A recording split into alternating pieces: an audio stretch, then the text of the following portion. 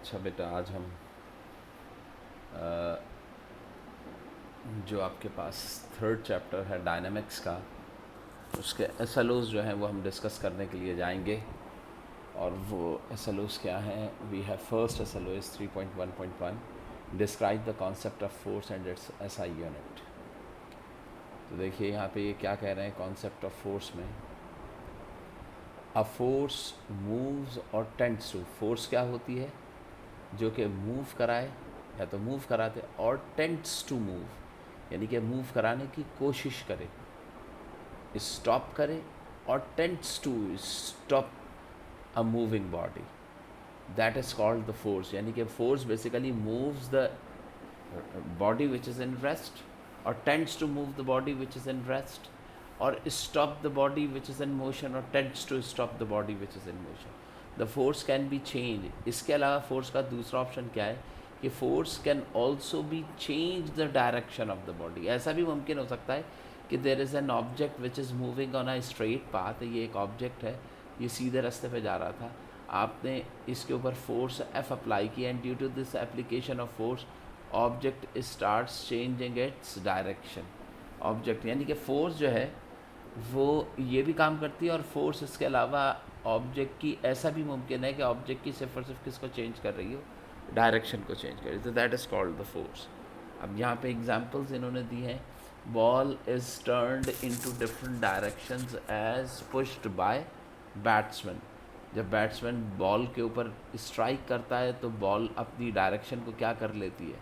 Change कर लेती है। बिल्कुल ऐसी goalkeeper is stopping the ball, यानी कि if ball is in motion, the person applies the force and stops the ball.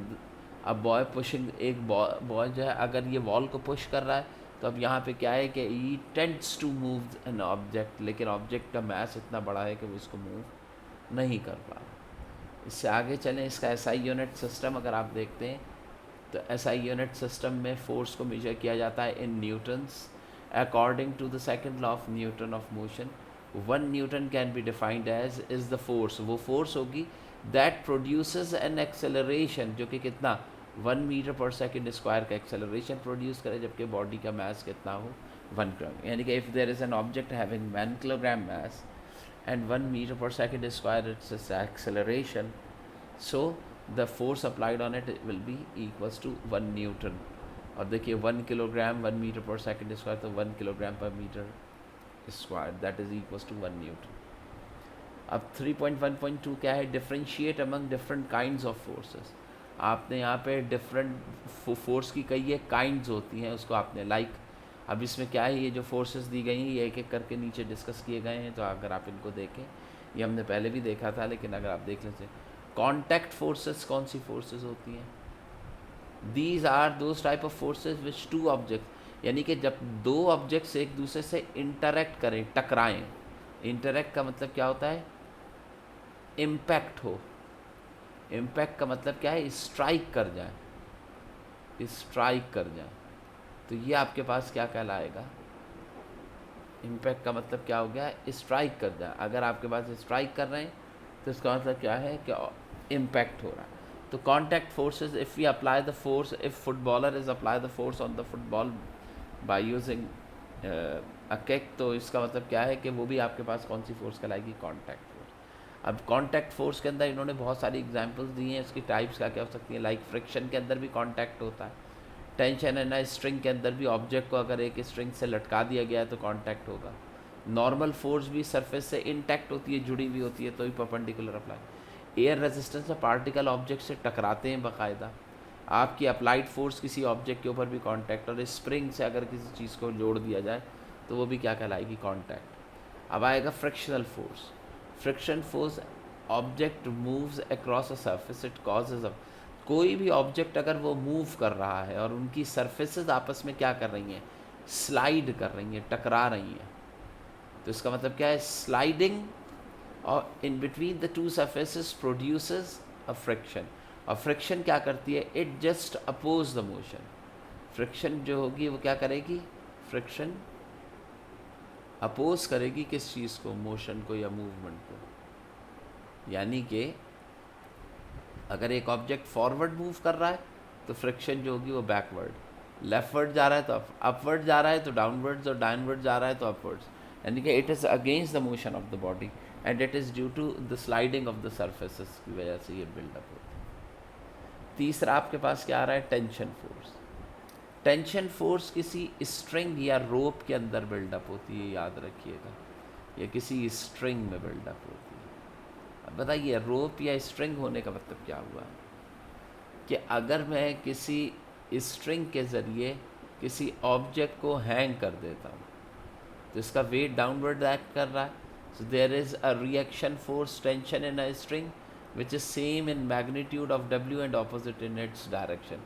तो स्ट्रिंग के अंदर जो फोर्स बिल्डअप होती है by hanging a weight, that is called tension force. उसको हम क्या कहते हैं, यानी कि ऐसी फोर्स जो किसी स्ट्रिंग के अंदर या किसी केबल के अंदर या किसी वायर के अंदर प्रोड्यूस हो रही है, उसको देखें। The cable car, climbing mountain, ये तमाम की तमाम एग्जांपल्स हैं किस चीज़ की आपके पास, टेंशन फोर्स। अब इसके बाद कहते हैं नॉर्मल फोर्स। अब आप ये बात जानते हैं कि नॉर्मल जो होता है ना, नॉर्मल का मतलब होता है ऐसी फोर्स जो कैसे अप्लाई हो रही है, जो परपेंडिकुलर अप्लाई हो रही है। परपेंडिकुलर अप्लाई होने का मतलब क्या है कि ये एक ऐसी फोर्स है जो कि ऑब्जेक्ट के ऊपर परपेंडिकुलरली अप्लाई होगी 90 डिग्री। अब ये देखिए, ये फोर्स हमेशा परपेंडिकुलर अप्लाई होती है और इसे हम रिएक्शन फोर्स भी कहते हैं, रिएक्शन फोर्स कहलाए। लाइक एक सरफेस के ऊपर अगर आप एक ऑब्जेक्ट को प्लेस कर देते हैं तो इसका एक्शन वेट जो है that is acting downward, so there is a reaction which is acting perpendicularly to the surface. ये जो सरफेस आ रही है, अगर मैं इस रिएक्टिव फोर्स को ऐसे नीचे बढ़ाऊँ तो आपको इस सरफेस से क्या नज़र आएगी, 90 डिग्री पे नज़र आएगी। तो तभी मैं इस फोर्स को कौन सी फोर्स कहता हूँ, नॉर्मल फोर्स। नॉर्मल का मतलब कहता है the force which is acting 90 degree.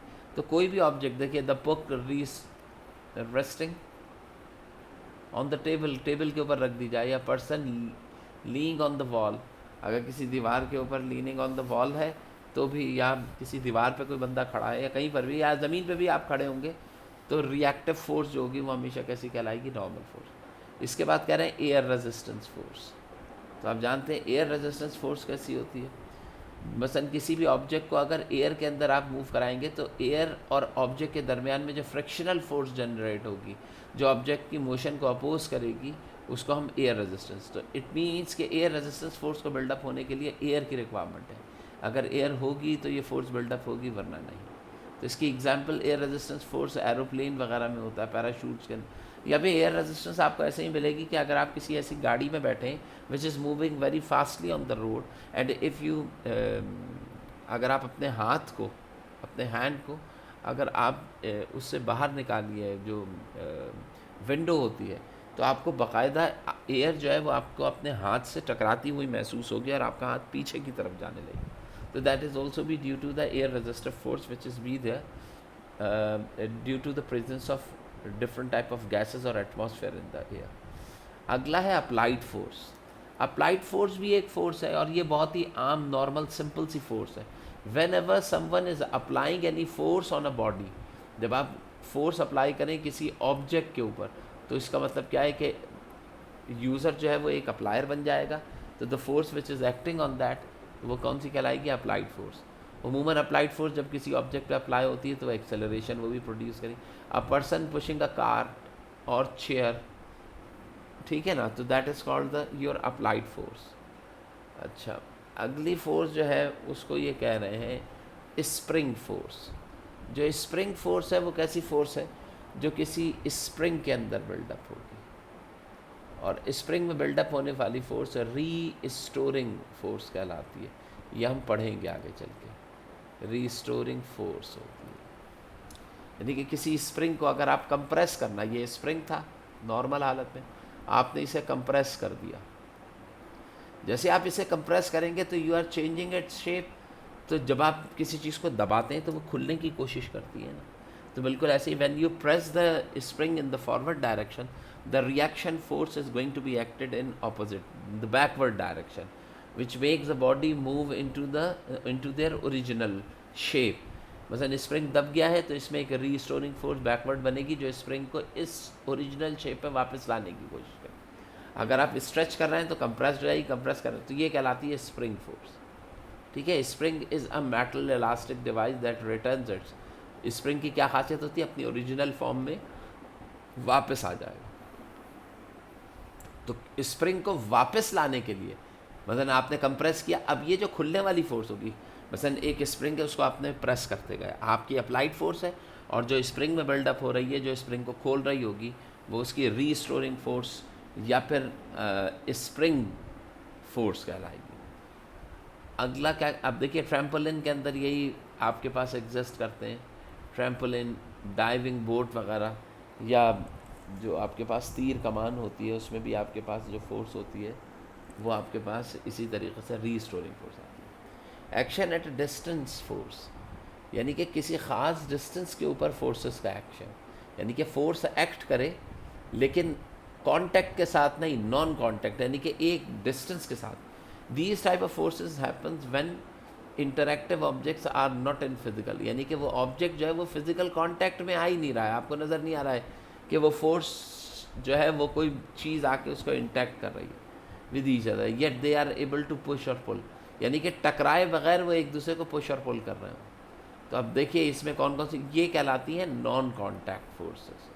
ये जो फोर्सेस हैं इनको क्या कहते हैं? Non contact. जबकि इससे पहले हमने जितनी फोर्सेस पढ़ी ये सब की सब कॉन्टैक्ट थी। अब यहाँ पर देखिए एग्जांपल्स इसकी क्या दे रहे हैं, जैसे ग्रेविटेशनल फोर्स हो गई, इलेक्ट्रिकल फोर्स हो गई, मैग्नेटिक, इसमें हमें अप्लायर नज़र नहीं आता, फिजिकली इंटैक्ट दूर दूर से अप्लाई हो रही होती है। अब देयर इज़ अ फोर्स, अब ग्रेविटेशनल बता रहे हैं, ग्रेविटेशनल फोर्स बाय विच अर्थ, जो अर्थ होती है या मून जो होता है, और अदर मैसिवली, कोई भी massive objects attract any other object towards itself, यानी कि कोई बड़े ऑब्जेक्ट जो होता है वो किसी छोटे ऑब्जेक्ट को अपनी तरफ क्या करता है? खींचता है। इस फोर्स को हम क्या कहते हैं? ग्रेविटेशनल फोर्स कहते हैं। ठीक है, तो इसको पढ़ेंगे तो आपको समझ में आ जाएगा। अच्छा, जो नॉन कॉन्टैक्ट फोर्सेस होती हैं, इन नॉन कॉन्टैक्ट फोर्सेस का जहन में रखिएगा कि इनकी जो है वो फील्ड्स बनती हैं, इनकी हमेशा क्या बनेंगी? फील्ड्स बनेंगी। फील्ड्स बनने का मतलब क्या है? ग्रेविटेशनल फोर्स है तो इसकी ग्रेविटेशनल फील्ड बनेगी, इलेक्ट्रिकल फोर्स है तो इसकी इलेक्ट्रिकल फील्ड बनेगी, मैग्नेटिक फोर्स है तो मैग्नेटिक। तो जो नॉन कॉन्टैक्ट फोर्सेस होते हैं बेसिकली उनको हम फोर्सेस नहीं बल्कि फील्ड्स ऑफ फोर्सेस कहते हैं। अब इलेक्ट्रिकल फोर्स जो कि इलेक्ट्रिकल चार्जेस जो होते हैं, इलेक्ट्रॉन प्रोटॉन, या इलेक्ट्रिकल चार्जेस जो होते हैं उनको, there is one fundamental force in the that is the force exist between all the, तमाम चार्ज पार्टिकल के दरमियान ये फोर्स जो है वो एग्जिस्ट करती है।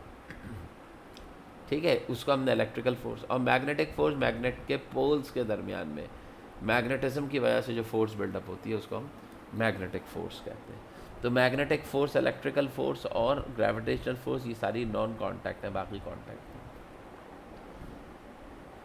अच्छा, अब देखिए analyse the concept of different kinds of forces. आपने एनालाइज करना है किस कॉन्सेप्ट को? डिफरेंट काइंड्स ऑफ फोर्सेज, मुख्तलिफ फोर्सेज लगती हैं थ्रू एग्जाम्पल, डेली लाइफ के रिलेटिवली। अब आप एग्जाम्पल्स दें तो अब आप ये बताइए कि यहाँ पे पहला क्या कह रहे हैं? बुलॉक पुलिंग अ कार्ट, एक बैल जो है वो एक कार्ड को क्या कर रहा है? खींच रहा है ड्यू टू फोर्स। तो अब आप इसको कौन सी फोर्स कहेंगे? That is also be a force, ये कॉन्टैक्ट फोर्स कहलाएगी। टू टीम्स, दो टीमें हैं, ऑफ प्लेयर्स आर पुलिंग, दो खिलाड़ी जो हैं वो पुल कर रहे हैं रोप को, tug of war, tug of war उस गेम को कहते हैं। तो ये भी आपके पास क्या हो गया? Is an example of contact force. We can apply a pull when opening, जब मैं किसी दरवाजे को खोलने के लिए जाता हूँ तो भी मैं क्या चीज़ अप्लाई करता हूँ? पुल अप्लाई करता हूँ, फोर्स अप्लाई करता हूँ, तो वो भी contact. We can apply a force while inserting a board pen on, यानी किसी नोटिस बोर्ड के ऊपर जो थंब पिन को इंसर्ट करते हैं उसमें भी आपको क्या करना पड़ता है।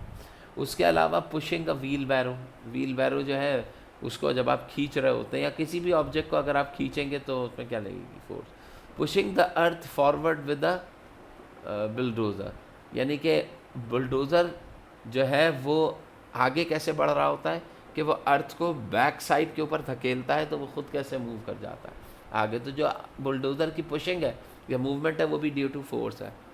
अच्छा, squeezing wet clothes to remove the water from the cloth. अब ये बताइए अगर कपड़ा है, क्लोथ्स है मेरे पास और वो भीगा हुआ है तो उसमें से अगर आपने पानी को बाहर निकालना है तो आप क्या करेंगे, उस कपड़े को स्क्विज करेंगे, उसको निचोड़ेंगे, तो निचोड़ने से जो पानी रिमूव होगा वो आपकी अप्लाइड फोर्स की वजह से।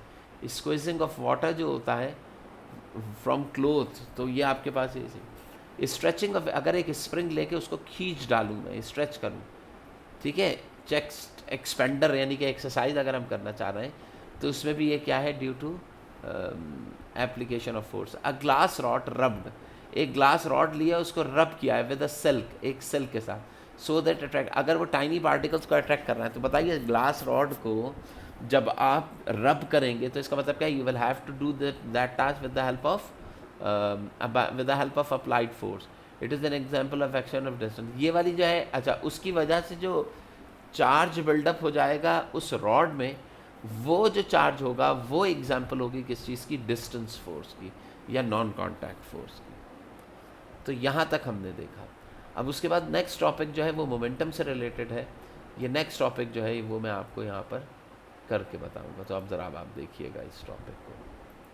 एक मिनट बेटा, क्लोज। अब हम जा रहे हैं मोमेंटम की तरफ, ठीक है बेटा। Now the new topic is about momentum.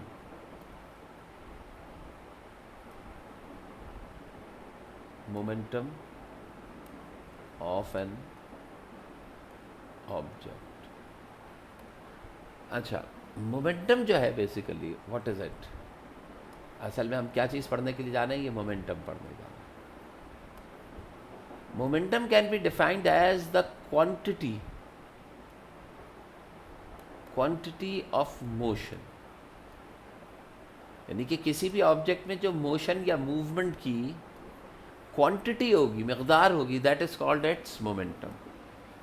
यानी कि किसी भी ऑब्जेक्ट में जो क्वांटिटी ऑफ मोशन कहलाएगा, that is called the momentum.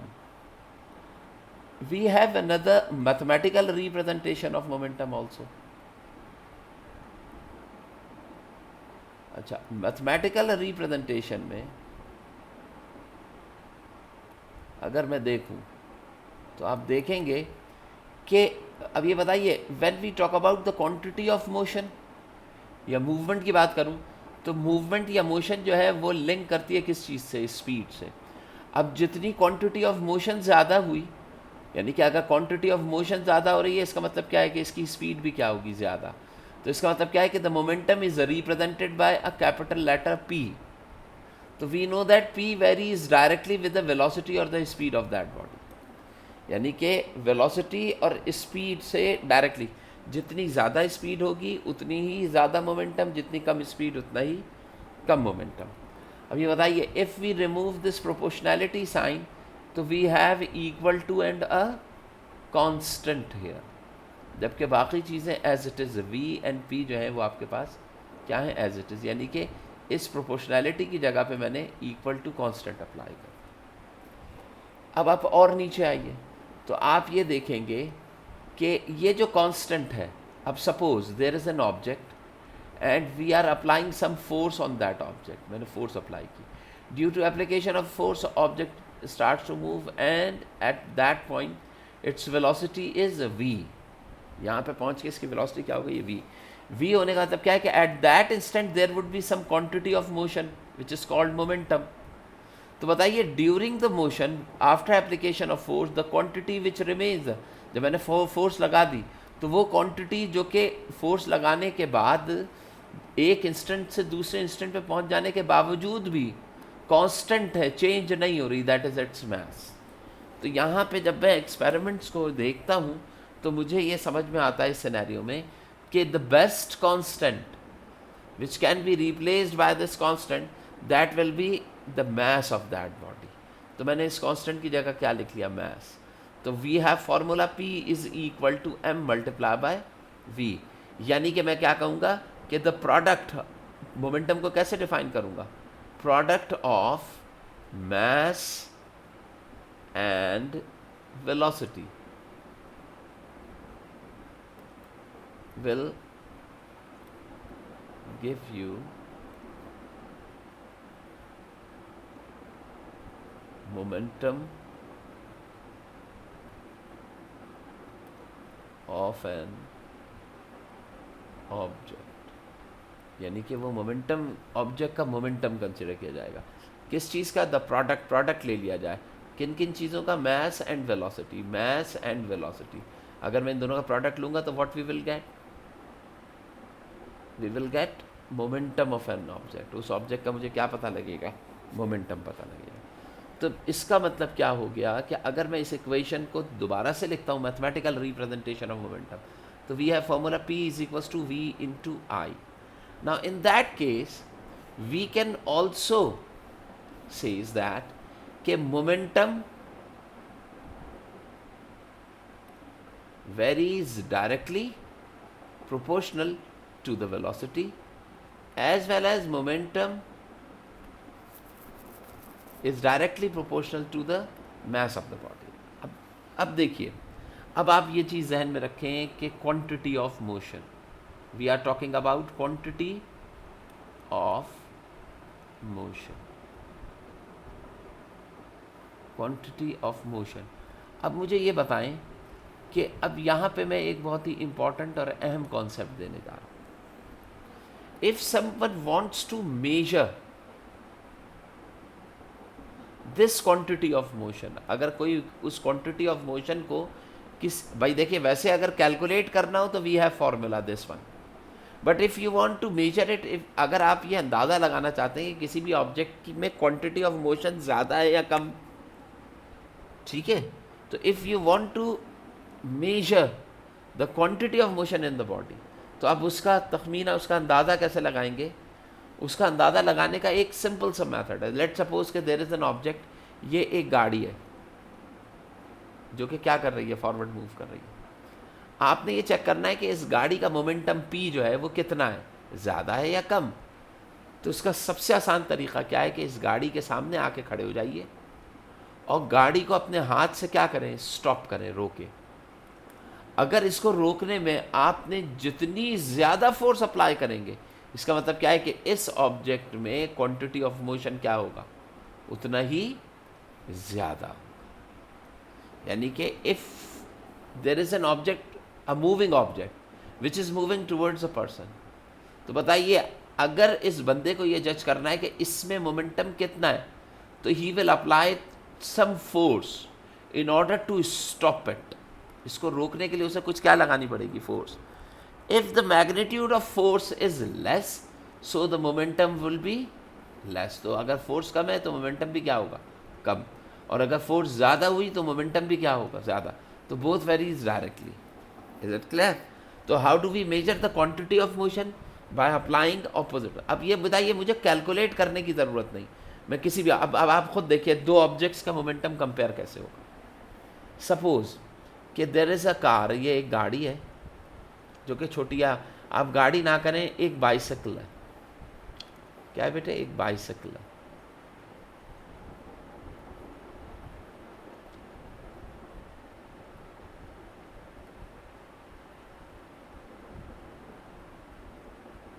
ये एक बाइसिकल है और बंदा बाइसिकल के ऊपर बैठा हुआ बाइसिकल चला रहा है, ठीक है। और बाइसिकल कहाँ दौड़ रही है? एक रोड के ऊपर ये चला रहा है। अब ये रोड पे लेके जा रहा है। ये बताएं, अगर मैं आपसे कहूँ कि आप यहाँ पे खड़े होकर इस बाइसिकल वाले को रोकें, तो आप इसके ऊपर ऑपोजिट फोर्स लगाएंगे और इसको स्टॉप कर देंगे। लेकिन ये बताइए, आपको रोकने में मुश्किल कब होगी? ज़्यादा फोर्स कब लगानी पड़ेगी? अगर ये अपनी स्पीड को या वेलोसिटी को बढ़ाना शुरू करे, तो आपको देखना पड़ेगा कि you will have to apply more force in order to stop it. तो इसका मतलब क्या है? More velocity, more energy, more momentum, and you will have to apply more force in order to stop it. अब आप ये देखिए, इसको आप रोक तो लेंगे ज़्यादा फोर्स लगा के, लेकिन अगर आपके पास एक ट्रेन है, अब ट्रेन के ये कंपार्टमेंट्स हैं, ठीक है, और ट्रेन जो है वो क्या कर रही है? ट्रैवल कर रही है, चल रही है। लेकिन ये जो बंदा था, इसकी स्पीड थी सपोज 50 मीटर पर सेकेंड, लेकिन जो ट्रेन चल रही है इसकी स्पीड जो है, इसके व्हील्स हैं, इस ट्रेन की जो स्पीड आ रही है वो, अगर मैं आपसे कहूँ कि ट्रेन की स्पीड जो है वो 2 मीटर पर सेकेंड, बहुत स्लो चल रही है, आहिस्ता आहिस्ता आगे बढ़ रही है 2 मीटर पर सेकेंड, तो बताइए अगर ट्रेन की वेलोसिटी 2 मीटर पर सेकेंड है, तो मुझे ये समझ में आना चाहिए कि इसका मोमेंटम भी क्या होना चाहिए, कम। लेकिन आप देखेंगे कि इसका मोमेंटम कम नहीं आएगा। कैसे पता लगेगा? कि if you are standing against it and if you apply the force, तो बताइए क्या मैं इस ट्रेन को आसानी से रोक पाऊंगा जबकि इसकी स्पीड भी स्लो है? नहीं, कभी भी नहीं। क्यों? क्योंकि इसकी वेलोसिटी तो रिड्यूस हो गई है, लेकिन अभी इसका मास जो है वो बहुत ज़्यादा है। जब मास ज़्यादा, बताइए, it depends upon the velocity as well as mass. If we have more mass, so it is quite difficult. Even the object is moving with slow velocity, it is quite difficult to stop that body, because momentum depends upon the quantity of motion, depends upon the velocity as well as the mass. अब आप ये बताइए कि अगर एक bullet है, अगर मैं कहूँ कि भाई ये यहाँ पे एक बुलेट है और बुलेट का मास जो है वो बहुत ही लेस है, कम है, जबकि बुलेट की वेलोसिटी जो है वो बहुत ज़्यादा है। अब ये बताइए कि अगर एक बंदा इस बुलेट को अपने हाथ से रोकने की कोशिश करेगा तो ये बुलेट इसके हाथ में से गुजरती भी आगे चली जाएगी। रीज़न क्या है? कि इस बुलेट का मोमेंटम जो है वो बहुत ज़्यादा है। अब ये बताइए बुलेट में वो कौन सी चीज़ है? देखिए यहाँ पे तो ये फैक्टर्स तो दो आ रहे हैं ना, बट इन दोनों में से वो कौन सी चीज़ है जिसने बुलेट के मोमेंटम को इन्हांस किया, इंक्रीज़ कर दिया? तो आप देखेंगे मैस, तो इसका मैस तो बहुत ही कम होता है, तो मैस तो नहीं हो सकता जिसने मोमेंटम बढ़ाया। हाँ, आप ये जानते हैं कि ये बुलेट जो है वो 100 मीटर पर सेकंड की स्पीड से क्या कर रही है, मूव कर रही है। तो its velocity basically responsible to increase its momentum, and that is why it is quite difficult to stop that bullet. अब ये बताइए अगर इसी बुलेट को कोई बंदा हाथ में लेके थ्रो करता, हाथ से लेके क्या करता, उस बंदे की तरफ थ्रो करता, तो बताइए ये आदमी इसको आसानी से रोक लेता। क्यों? क्योंकि मैस पहले से ही कम है, और जब आप इसे थ्रो करेंगे तो सपोज इसके थ्रोइंग वेलोसिटी क्या है, 10 मीटर पर second, which is very less, बहुत कम है। तो जब ये वेलोसिटी पहले 100 थी, 100 से कम होकर 10 हो गई, तो 10 वेलोसिटी का मतलब क्या है, इसका मोमेंटम रिड्यूस हो गया, and this person can easily stop that body. ये बंदा जो होगा वो उस ऑब्जेक्ट को आसानी से क्या कर लेगा, रोक लेगा। तो देखिए इसीलिए किसी ट्रेन को रोकना आपके लिए it is quite difficult, because train having more quantity of motion due to its huge mass. In the same manner, a bullet is moving towards you, so its mass is very less. But due to the maximum speed or the velocity, its momentum will be maximum, and it is quite difficult to stop both the objects. So that is the concept of momentum. So momentum can be calculated by the product of mass and P is equals to V into I. गलत लिख दिया मैंने, देखो ये मैं गलत लिख दिया। P is equals to v into m होगा ये, P is equals to m v, mass into velocity. तो अब आपके पास रिजल्ट क्या आ जाएगा, P is equals to m into v. तो दोनों को हम ऑब्जर्व, दोनों को जज करेंगे, फिर आपको पता लग सकेगा, ठीक है। तो that is the concept of what, velocity. अच्छा, and mass and the product of mass and velocity is called the momentum of that body. अब ये बताइए momentum P is equals to m into v. अब इस case में देखें v is a vector quantity, v को मैं कौन सी क्वांटिटी कहूँगा, वेक्टर, जबकि मैस जो है वो कौन सी क्वांटिटी होती है, स्केलर। तो अब बताइए अगर स्केलर को किसी वेक्टर से मल्टीप्लाई करें तो we will get a vector quantity. तो इसीलिए हम क्या कहते हैं कि मोमेंटम P जो है that is a vector quantity. Momentum P जो होगा वो कौन सी क्वांटिटी होगी, आपके पास एक वेक्टर क्वांटिटी होगी। अच्छा, इससे और आगे आइए, the unit of momentum. Now we are talking about its unit. बताइए यूनिट ऑफ मोमेंटम का मतलब क्या होगा, P is equals to m into v. तो how do we say the momentum P is equal to 1। 1 कब होगा, 1 उस वक्त मोमेंटम, एक ऑब्जेक्ट का मोमेंटम 1 उस वक्त कहलाएगा जब मैस 1 किलोग्राम हो और उसकी स्पीड जो है वो कितनी हो, 1 मीटर। यानी कि if there is an object which is moving with 1 metre per second and its mass is 1 kilogram, so the momentum, the value of P, momentum, is equals to 1 and its unit is kilogram metre per second. So that is an SI unit of momentum. ठीक है बेटा, सो ये concept आपके पास किसका आ गया, momentum. अब हम देखेंगे मोमेंटम से ही रिलेटेड लास्ट पॉइंट। वो पॉइंट क्या है भाई, देखिए बेटा बताता हूं। Now we are going to find the relation. अब मैं क्या कर रहा हूं, एक रिलेशन फाइंड आउट कर रहा हूं, और वो रिलेशन क्या फाइंड आउट कर रहा हूं, अभी तक तो आपने देखा था P is equal to M multiply by V, but now we are finding the relation. Is there any chance to find the relation between momentum and force? क्या ऐसा मुमकिन हो सकता है कि मोमेंटम और फोर्स, यहाँ पे देखिए मोमेंटम और वेलोसिटी का रिलेशन आ रहा है, मोमेंटम और मास का आ रहा है, but can we build up the concept, because we know कि if you are applying more force तो इट मीन्स के object will attain more momentum. तो इसका मतलब क्या है कि there will be the specified relation between momentum and force. Now we are going to find it out. क्या मैं निकालने जा रहा हूँ कि क्या मैं फोर्स और मोमेंटम को आपस में लिंक कर सकता हूँ. तो देखिए भाई कैसे लिंक किया जाएगा. अब ज़रा इसको गौर से समझिएगा. There is an object moving with velocity vi. After time t its velocity increases to vf. Mean time आपका डिस्टेंस क्या कवर हो रहा है? s. ठीक है बेटा, यहाँ पे आपने इस ऑब्जेक्ट के ऊपर क्या अप्लाई की? फोर्स है f, which is changing its velocity from vf to vi to vf. इस फोर्स ने इसकी स्पीड को vi से कहाँ ले गए? vf तक. कितने टाइम में लेके गए? In time t. और इससे कितना डिस्टेंस कवर किया? Distance s. तो ये चीज़ तो हमें समझ में आ गई. अब आप ये देखें, अब आप ये समझें कि now in that case if the velocity is changing, अगर वेलोसिटी चेंज हो रही हो, अगर ये केस हुआ, तो now we are going to find the change of momentum. लेकिन चेंज ऑफ मोमेंटम से को निकालने से पहले हम क्या करते हैं कि we have third law of Newton, sorry second law of Newton. We have equation of second law of Newton. तो इक्वेशन जो है सेकंड लॉ ऑफ न्यूटन की, वो क्या है? F is equal to m and a. F is equal to m a भी है. अब ये बताइए, m is the mass of this body, ठीक है, and a is its acceleration. You know acceleration can be written as, this acceleration a can be written as the change of velocity with respect to time. यानी कि acceleration की definition क्या था? Rate of change of velocity. तो in place of acceleration we can write f is equals to m. In place of a we can write vf minus a. vf means the final velocity of the body at point b and vi means initial velocity of body at point a. तो बताइए, how do we find if force is applying on the body and acceleration is produced in it?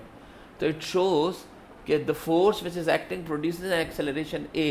So this acceleration is the acceleration in which velocity is increasing from vi to vf in time t. So we can write vf minus vi over t in place of it. अभी भी बताइए, इस equation में f तो आ गया, लेकिन अभी भी मोमेंटम m नहीं आया, सॉरी p नहीं आया. तो बताइए इसको मैं फर्दर क्या कर सकता हूँ? मैं इसको ये कर सकता हूँ कि m को अंदर मल्टीप्लाई कर दूँ, तो ये आ जाएगा m vf minus m v i divided by t. अब यहाँ पे देखें कि अगर मैं एम वी एफ की बात करूँ, तो m is the mass of the body, vi is the velocity of the body at point a. तो if we are finding the product of mass and velocity, अब यू नो कि the product of mass and velocity will give you the momentum. Now, if we are finding the velocity at point A, so that is equals to the momentum of the body at point A.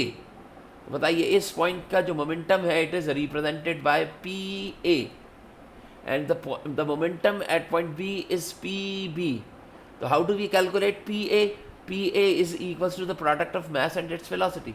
So m multiplied by Vi, and PB is equals to m multiplied by Vf. So these two are the momentums. अब ये बताइए, we I velocity less है, V F velocity मोर है, ज़्यादा है. तो बताइए यहाँ पे वेलोसिटी कम है, तो यहाँ का इसका मोमेंटम भी क्या होगा? लेस होगा. और यहाँ पे इसका मोमेंटम भी क्या होगा? ज़्यादा होगा. तो अब आप ये बताइए, एम वी एफ की जगह मैं momentum of the body at point a लिख सकता हूँ, एम वी आई की जगह momentum of the body at point b लिख सकता हूँ, divided by t which is equals to F.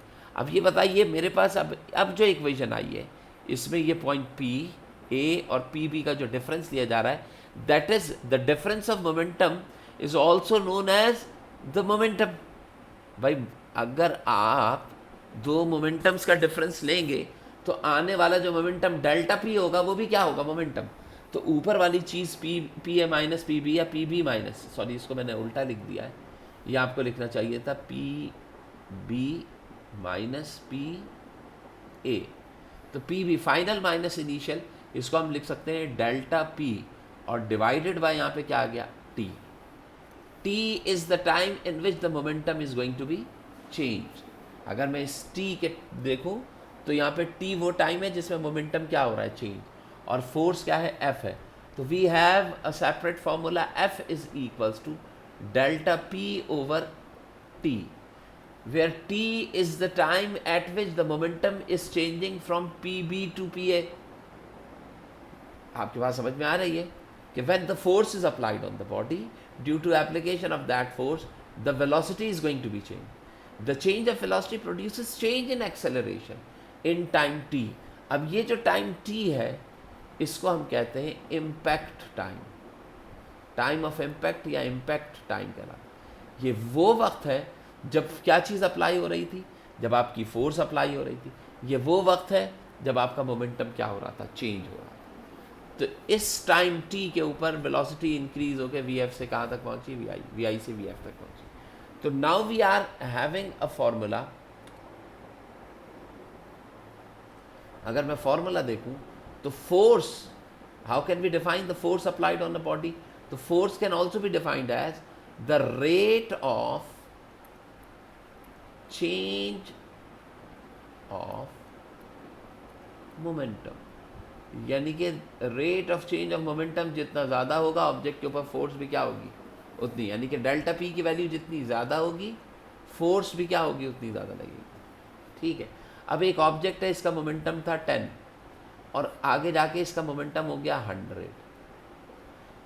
इस एक और ऑब्जेक्ट है जिसका पहले मोमेंटम था 10, आगे जाके इसका मोमेंटम हो गया है 1000। तो बताइए चेंज ऑफ मोमेंटम p की वैल्यू ज़्यादा चेंज किस में आया, 1000 वाले में। तो इसका मतलब क्या है, यहाँ पे फोर्स भी क्या लगी होगी, ज़्यादा। कितने न्यूटन लगी होगी ये तो हम बाद में मालूम करेंगे, but we have relation p is equals to f is equals to delta P upon t. अब बताइए मेरे पास इक्वेशन क्या आ गई कि रेट ऑफ, यहाँ पे मैंने लिखा क्या, rate of change of momentum is called force. क्या लिख रहा हूँ मैं, rate of change of momentum. अगर चेंज ऑफ मोमेंटम का रेट कैलकुलेट कर दिया जाए तो आपके पास क्या आ जाएगी, applied force on the body. अब अगर मैं यहाँ पे देखूँ तो यहाँ पे देखिए मोमेंटम चेंज हो रहा है। अब अगर मैं ये कहता मोमेंटम चेंज नहीं हो रहा, सपोज मैं कहूँ मोमेंटम चेंज नहीं, यहाँ पे इसकी स्पीड 10 थी और यहाँ पर भी स्पीड कितनी रही, 10। तो बताइए जो मोमेंटम यहाँ पर, अगर स्पीड चेंज नहीं हो रही तो product of mass and velocity should be same one. तो अगर यहाँ पर भी मोमेंटम 10 आ रहा है और यहाँ पर भी मोमेंटम, तो there is no change in momentum, no change in speed, no change in velocity. तो इसका मतलब क्या है कि you are not applying any force. जैसे ही तुम फोर्स अप्लाई करोगे वेलोसिटी या तो इंक्रीज करेगी या फिर वेलोसिटी क्या करेगी, डिक्रीज। और ये इंक्रीज और डिक्रीज करने से आपके पास मोमेंटम जो होगा वो भी क्या होगा, चेंज। तो अगर मैं आपसे कहता हूँ कि if there is an object, अब ज़रा इसको समझिएगा कि अगर एक ऑब्जेक्ट है ये और इस ऑब्जेक्ट में इसका पहले मोमेंटम था 10, ठीक है, पहले मोमेंटम था 10 और आगे चल के कुछ देर के बाद इसका मोमेंटम अभी भी 10 ही रहा। तो बताइए इस देर नहीं, momentum 10 kilogram metre per second, ये इसका मोमेंटम था, और कुछ देर बाद भी इसका मोमेंटम क्या रहा, 10 किलोग्राम मीटर पर सेकेंड। तो बताइए क्या स्पीड चेंज हो रही है, नहीं। क्या मोमेंटम चेंज हो रहा है, नहीं। तो ना ही स्पीड चेंज हो रही, ना ही मोमेंटम। तो एक्सेलरेशन क्या होगा, ज़ीरो। जब एक्सेलरेशन ज़ीरो है तो इसका मतलब क्या है, force is not applying on that body. यानी कि इस केस में object is moving due to inertia. यहाँ पे ऑब्जेक्ट जो है वो अपने इनर्शिया की वजह से। But if initial velocity of object is 10 और फाइनल वेलोसिटी यहाँ पे 10 से बढ़ के कितनी हो जाए, 100 हो जाए, तो अब बताइए there is a change in the magnitude of momentum. तो दिस मैग्नीट्यूड ऑफ मोमेंटम, अगर मैग्नीट्यूड ऑफ मोमेंटम चेंज हो रहा है तो इसका मतलब क्या है, चेंज क्या चीज़ हो रही है, वेलोसिटी। चेंज क्या हो रही है, स्पीड चेंज हो रही है। अगर स्पीड चेंज हो रही है तो क्या प्रोड्यूस हो रहा है, एक्सेलरेशन प्रोड्यूस हो रहा है। और अगर एक्सेलरेशन प्रोड्यूस हो रहा है तो क्या चीज़ अप्लाई हो रही है, फोर्स अप्लाई। तो इसका मतलब क्या है कि application of force basically change in momentum या चेंज इन स्पीड को रिप्रेजेंट करता है। ठीक है मेरा बेटा। अब लास्ट क्या चीज़ है कि force is equals to delta P upon T. This is the formula. Now if we multiply this T with F, तो change of momentum is equal to F multiply by T. तो ये जो change of momentum आ रहा है which is equals to F multiply by T, जो कि किसके बराबर आ रहा है, F multiply by T. Now, this change in momentum or the product of force and time, that is called impulse. Impulse क्या कहलाता है? Impulse nothing but simply the change in momentum. Change in momentum. तो जो आपके पास momentum में change आ रहा होता है, जो आपके पास मोमेंटम में चेंज आएगा, कहाँ का भाई, हाँ, जो आपके पास मोमेंटम के अंदर चेंज आ रहा होगा उसको हम क्या कहेंगे, इम्पल्स कहेंगे। और impulse is equal to the product of force and time. ठीक है। अब इस इक्वेशन के अंदर जो इम्पल्स होता है, ये इम्पल्स डिपेंड करता है टाइम पे। अगर मैं टाइम को कम करूंगा, अब यहाँ पे देखिए कि रिलेशन इसी के रिलेटिवली हम बना सकते हैं, दिस इज कॉल्ड इम्पल्स। अब आप यहाँ पे देखें कि एक ऑब्जेक्ट जो है वो आगे की तरफ मूव कर रहा है, ठीक है, और इसका मोमेंटम जो था वो 10 था सपोज। अचानक आप इसे 10 से किस पे ले आए हैं, 0 पे आपने रोक लिया है। जब आप इसे रोकेंगे तो रोकने में ये जो टाइम t है, if the value of t is more, तो लेस फोर्स अप्लाई होगी। फोर्स क्या हो जाएगी, लेस हो जाएगी, क्योंकि देखें यहाँ पे टाइम और force both varies inversely with each other. इसका मतलब क्या है कि अगर टाइम ज़्यादा लग रहा है ऑब्जेक्ट को रुकने में, अगर टाइम आपके पास क्या आ रहा है, ज़्यादा आ रहा है, तो फोर्स क्या अप्लाई होगी, कम। अब मसलन देखें, अगर एक बंदा जो है वो एक गाड़ी में बैठा हुआ है, अब ये बताइए कि अगर इसे 10 से 0 करने में टाइम ज़्यादा लग रहा है, 10 सेकेंड्स लग रहे हैं, 10 सेकेंड्स में इसने रोका है, तो इसका मतलब क्या है कि आपको लेस फोर्स अप्लाई करनी पड़ेगी, और इस ब्लॉक के ऊपर भी क्या चीज़ अप्लाई होगी, लेस फोर्स। लेकिन अगर मैं 10 से 0 एकदम से बिल्कुल क्विकली परफॉर्म कराता हूँ, कैसे परफॉर्म हो रहा है, ये क्विकली परफॉर्म हो रहा है, बहुत जल्दी से। क्विकली परफॉर्म होने का मतलब क्या है कि टी की वैल्यू क्या होगी, बहुत लेस होगी।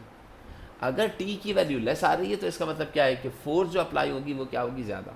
अब ये बताइए, ये जो फोर्स अप्लाई होगी ज़्यादा, वो उसको समझने के लिए आप ये देखें कि एक बंदा जो है वो एक गाड़ी के अंदर बैठा हुआ है, ठीक है ना, एक बंदा गाड़ी के अंदर बैठ के यहाँ पे स्टीयरिंग से गाड़ी चला रहा है, ठीक है। गाड़ी के सामने एकदम से एक बच्चा आ गया, इसने क्या किया, एकदम से ब्रेक्स अप्लाई कर दी। जैसे ही ब्रेक्स अप्लाई करेगा, गाड़ी एकदम से स्टैटिक हो जाएगी, एकदम से रुकेगी। जब ये रुकेगी तो इसके ऊपर फोर्स एफ अप्लाई होगी, कौन सी वाली, ये वाली फोर्स।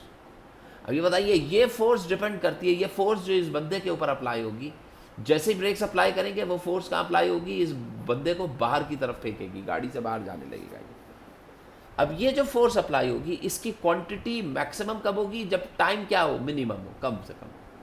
यानी कि गाड़ी के ऊपर अगर आपने बिल्कुल तेज़ी से जल्दी रोकने के लिए फोर्स लगाई है, तो आप पे लगने वाली फोर्स भी ज़्यादा होगी और आप खिड़की से बाहर जाके गिर जाएंगे। लेकिन अगर आपने ब्रेक्स आहिस्ता आहिस्ता अप्लाई किए हैं, 10 से 0 तक आने में आपका ड्यूरेशन, टाइम ड्यूरेशन ज़्यादा लग रहा है, तो इसका मतलब क्या है कि आपकी बॉडी के ऊपर कोई फोर्स नहीं लगेगी, आप आहिस्ता आहिस्ता गाड़ी को रोक देंगे। लेकिन अगर तेज़ गाड़ी चलते हुए एकदम से रुकेगी, तो इट मीन्स कि आपकी बॉडी पे मैक्सिमम फोर्स अप्लाई होगी, जो आपको गाड़ी के बाहर फेंक देगी। समझ में आ रही है? तो ये कहलाता है इसका इम्पैक्ट टाइम। Impact time. अगर आपके पास आपका इम्पैक्ट टाइम जो आ रहा है वो इम्पैक्ट टाइम लेस है, तो फोर्स जो अप्लाई होगी वो क्या अप्लाई होगी, ह्यूज फोर्स अप्लाई होगी। यानी कि अगर मैं किसी गाड़ी को बहुत जल्दी रोकूंगा तो उस गाड़ी के ऊपर मुझे फोर्स क्या लगानी पड़ेगी, ज़्यादा। और अगर किसी गाड़ी को रोकने के लिए मुझे इम्पैक्ट टाइम उसका बढ़ गया है, तो इसका मतलब क्या है कि मैं less amount of force apply करके उस गाड़ी को रोक दूंगा, या गाड़ी को रुकने में आपके अपने ऊपर जो भी फोर्स अप्लाई हो रही है वो भी क्या होगी, लेस होगी। तो more impact time less force, less impact time more force. तो मैं इसको कैसे लिख दूंगा, more impact time. More impact time का मतलब क्या है कि आप जो ब्रेक्स अप्लाई कर रहे हैं गाड़ी में वो कैसे अप्लाई कर रहे हैं, ब्रेक्स जो अप्लाई कर रहे हैं, सॉरी स्पेलिंग मैंने गलत लिख दी ब्रेक्स की, इसको सही कर दिया। जो आप ब्रेक्स अप्लाई कर रहे हैं वो आप कैसे अप्लाई कर रहे हैं, अगर इम्पैक्ट टाइम लेस है,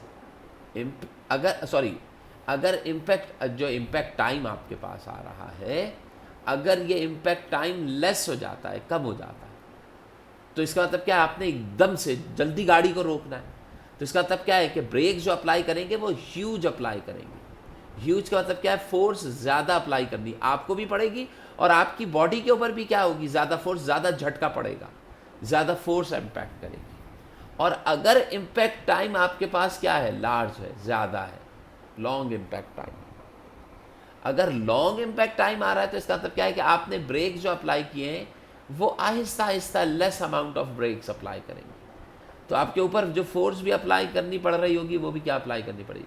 यानी कि अगर मैंने गाड़ी को रोकना है और बहुत दूर ले जाके बहुत लंबे टाइम में रोकना है, तो लंबे टाइम में मैं क्या करूँगा, आहिस्ता आहिस्ता थोड़ा थोड़ा करके ब्रेक्स अप्लाई करूँगा। जब मैं थोड़ा थोड़ा ब्रेक अप्लाई करूँगा तो इसका मतलब क्या है, मेरी बॉडी के ऊपर जो इंटरनली फोर्स अप्लाई हो रही होगी इनर्शिया की वजह से, वो भी क्या होगी, कम होगी। तो ये इम्पैक्ट टाइम का कॉन्सेप्ट है। तो बस ये ही आज का लेक्चर जो है वो हम यहीं तक रखते हैं, फिर नेक्स्ट टाइम हम इंशाल्लाह